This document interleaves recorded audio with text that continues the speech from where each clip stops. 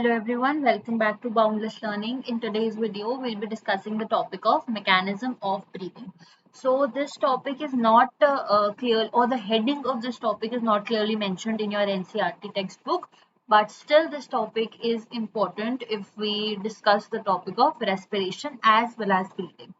So mechanism of breathing हम किसको बोलते हैं कि जो हम ब्रीथ करते हैं, अगर हम ब्रीथ इन कर रहे हैं या हम ब्रीथ आउट कर रहे हैं, which ultimately means the inhale and the exhale और intake of oxygen and the release of carbon dioxide through our external nostrils. तब ये जो मैकेनिज्म है ब्रीदिंग का, ये जो प्रोसेस है ब्रीदिंग का, that is facilitated by what other kinds of processes. So अगर हम ये सिंपल सा सिंप्लीफाइड डायग्राम देखें of first breathing in and second breathing out, तो अल्टीमेटली क्या होता है, जब हम ब्रीद इन कर रहे होते हैं, अगर हम चेस्ट की बात करें तो हमारी चेस्ट की जो कैविटी है that expands, that moves out. Ribs जो है वो भी हमारी मूव आउट करती है. Diaphragm contracts. अगर डायफ्राम यू शेप में प्रेजेंट है so it becomes flatted. Ultimately जब हम ब्रीद आउट करेंगे हमारी चेस्ट जो उसका साइज एक्सपैंड हुआ है, the chest will again contract. Diaphragm relax हो जाएगा. अगर इस स्टेट में है, कॉन्ट्रैक्टेड स्टेट में है, it will come back to its normal state which is of a curve. So ये सिंपल सा मैकेनिज्म है. इसी को हम इनहेलेशन और एक्सहेलेशन को डिफरेंशिएट कर सकते हैं on the basis of these parameters. Firstly the nature of air.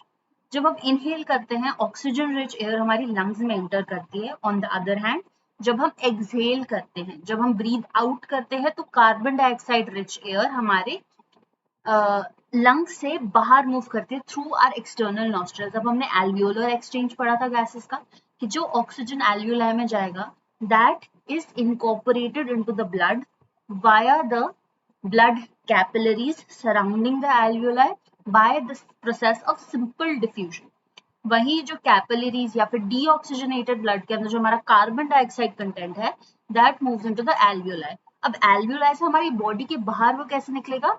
Through the external nostrils.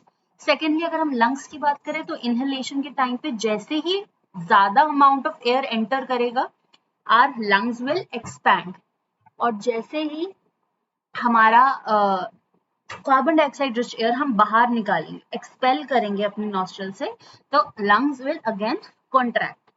Ribs की मूवमेंट की बात करें, अब ऑब्वियसली अगर लंग्स एक्सपैंड कर रही है, लंग्स का साइज इंक्रीज हो रहा है, तो ऑब्वियसली हमारे रिब्स के साइज को भी इंक्रीज होना पड़ेगा ताकि अल्टीमेटली जो हमारा चेस्ट कैविटी है, हमारा थोरैसिक कैविटी है, उसका साइज इंक्रीज हो जाए.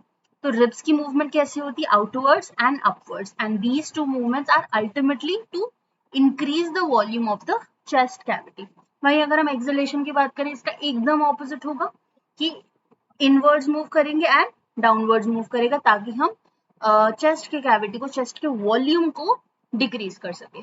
टॉकिंग अबाउट द डायफ्राम, हमारा डायफ्राम कॉन्ट्रैक्ट करता है और it becomes flattened to push the abdomen downward. जो हमारा एब्डोमिनल कैविटी है उसकी कंटेंट्स को थोड़ा सा डाउनवर्ड पुश करेगा ताकि हमारी चेस्ट की कैविटी जो है वो और ज्यादा इंक्रीज हो सके, और ज्यादा अमाउंट ऑफ एयर हम इनटेक कर सके ताकि ज्यादा से ज्यादा ऑक्सीजन हमें मिले.